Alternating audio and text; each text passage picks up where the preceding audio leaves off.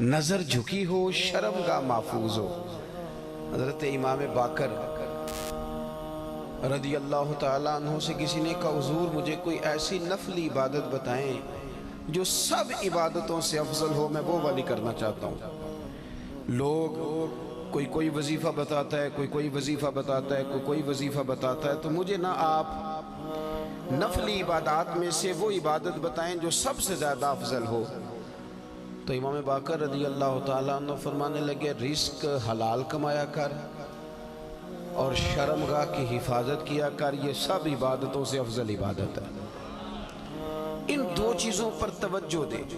پتہ کیا ہوتا ہے کہ انسان جب کسی چیز کو دیکھتا ہے نا، یہ جو حکم دیا گیا نا نظریں جھکا کے رکھو، جب انسان کسی چیز کو دیکھ لیتا ہے اور پھر اسے بھا جاتی ہے، پھر اس کے لیے انسان کا ذہن، دل، طبیعت منصوبہ سازی کرتی ہے۔ مجھے کوئی چیز اچھی لگ گئی، کوئی پہننے کی گھڑی اچھی لگ گئی، تو اب وہ سب سے پہلے میری نظر نے دیکھی ہے، میری نظر اس پہ ٹکی ہے، تو اب میں کوشش کروں گا، پوچھوں گا کتنے کی ہے، پھر میں کوشش کروں گا کہ اتنے پیسے جمع ہو جائے تاکہ میں حاصل کر سکوں۔ میرا سارا ذہن، میری صلاحیتیں کوشش کریں گی کہ وہ گھڑی حاصل کر لی جائے۔ ہمیں یہ جو حکم دیا گیا تھا نا کہ بد نظری سے بچو، اور بد نظری سے مراد صرف عورت کو دیکھنا ہی بد نظری نہیں۔ علماء سے مسئلہ پوچھ لیجئے گا، بے ریش خوبصورت لڑکا اس ذہن میں بہت سے وسوسے شیطان پیدا کر دیتا ہے۔ پھر اسی طرح کا حکم بے ریش لڑکوں کے لیے، خوبصورت اور بغیر داڑھی کے وہ لڑکے، وہ نوجوان، ان کے لیے بھی ہمارے علماء نے یہی مسئلہ بیان فرمایا کہ ایسے لوگوں پر بھی اگر کوئی شخص اس لیے نظر ڈالتا ہے کہ اس کی نظر میلی ہے، تو اسی حکم کے اندر آئے گا کہ اس نے بد نظری کی۔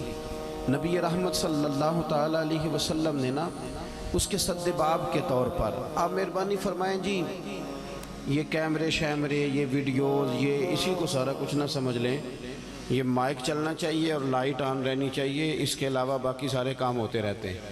اللہ تعالیٰ آپ کو خوش رکھے اور میری بات پر آپ توجہ دیں۔ دوستو،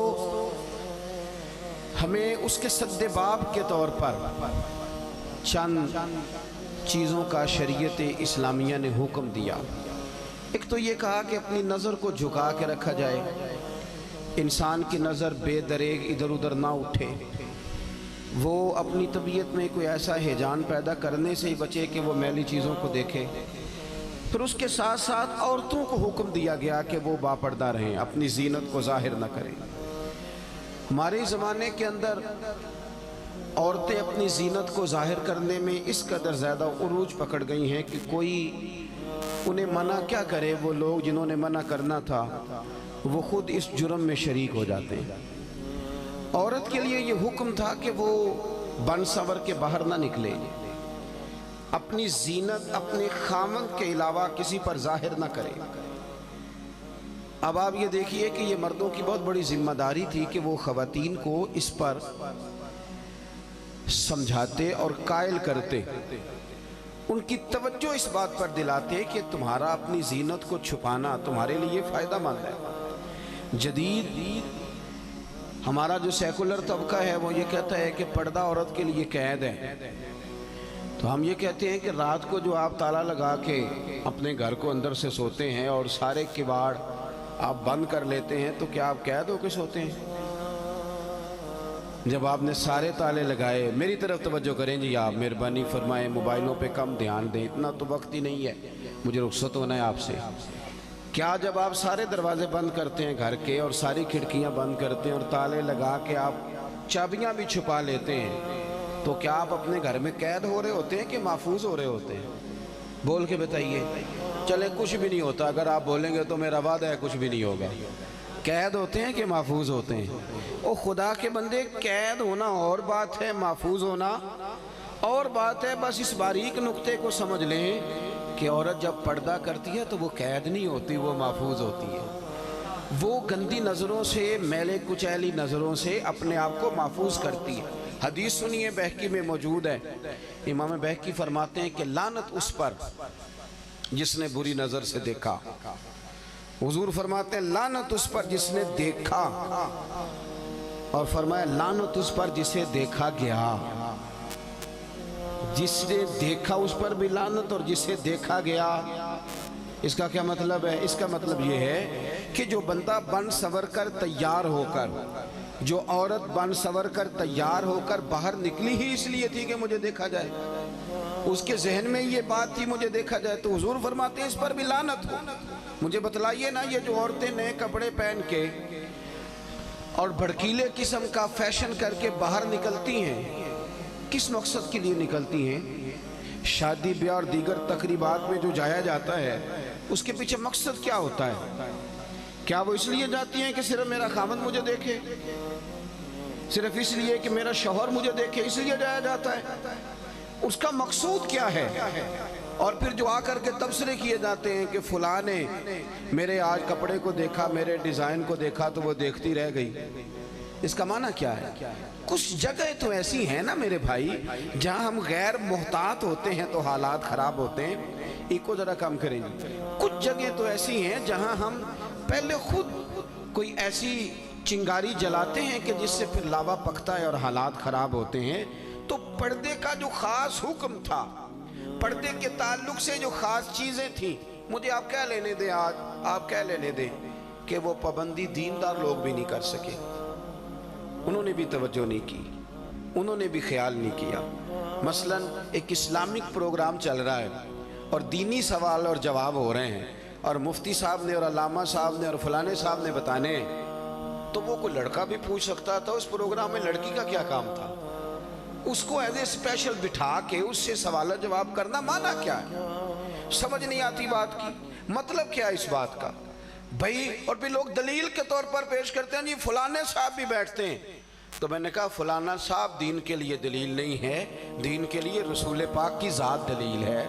नबी करीम सल्लल्लाहु ताला अलैहि वसल्लम ने जहाँ हद फासिल कायम कर दी है, वहाँ उस हद को कोई भी तोड़े, वो मैं भी तोड़ूं तो गलत हूँ, कोई भी तोड़े। इसलिए कि मेयार हुजूर की ज़ात। पिराने उज़ाम का सिलसिला है, पिराने तरीक़त का, तो अल्लाह खैर फरमाए, उनका भी अलग माहौल है। वो साहिबाने तरीक़त भी कहते हैं कि बेटियां होती हैं जी, मुरीदनियां बेटियां होती हैं।